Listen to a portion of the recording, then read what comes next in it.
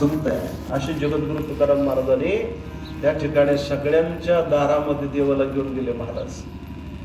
मला वाटतं आजचा प्रसंग तर खूप आनंददायी आहे बघा. मला वाटतं एवढ्या तुकोबराई सांभाळ थांबली नाही.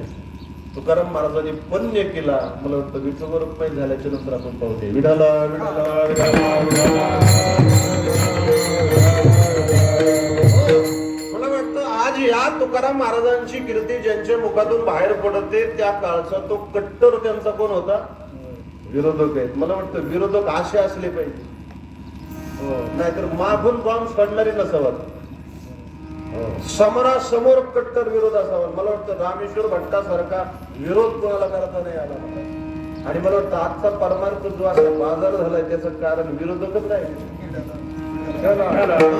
मला वाटतं वर्चस राजकारण आपलं संप्रदाय सारखा झाला, विरोधकच नाही. मला जे विरोधक